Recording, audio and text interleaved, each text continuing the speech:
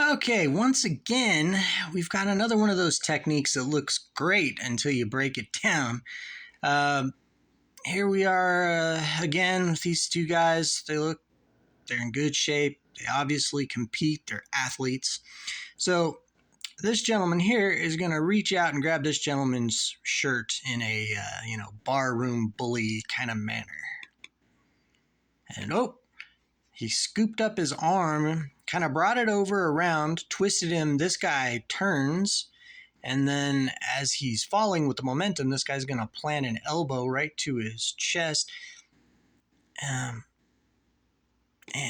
boom. Now they did that pretty fast. Now they're going to do it in slow motion. Now, okay. So for him to turn and wrap his arm all the way around like that, that's actually a lot of movement. I know he does it pretty fast, but the only way this is going to work is if this guy doing this is just grabbing your shirt, okay? And then maybe he's preoccupied yelling at you or something.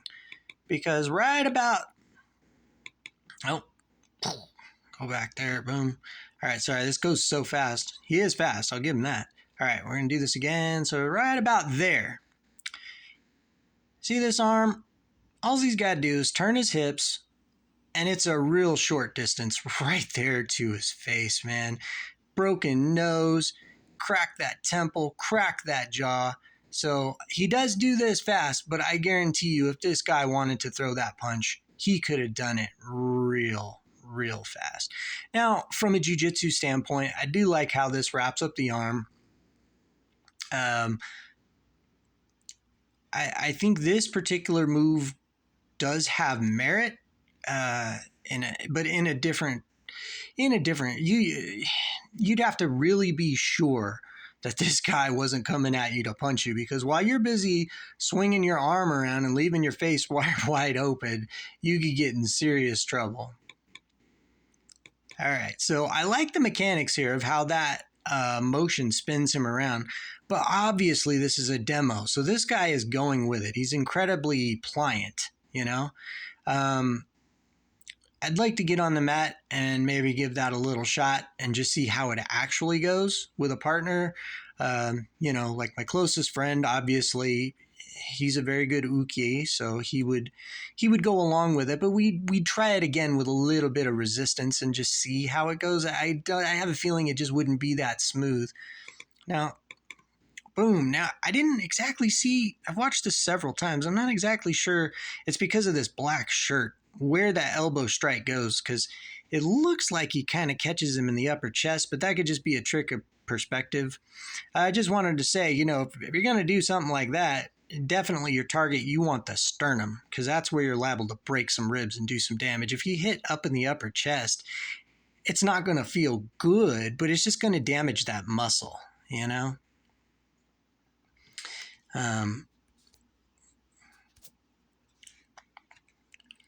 So let's go back here. All right, finishes him off with the punch. I like that.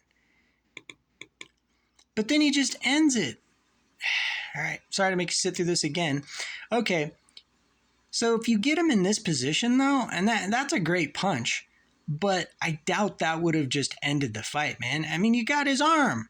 Why not go into an arm bar? Just slip right around, drop down. And or look at his knee is right there. You just bring that knee WWF style, man, just bam, right on his head, and then twist around into an arm bar, hyperextend that arm, and then this foot here, you use the heel of it to start stomping this dude's face just up and down, boom, boom, make him a bloody mess.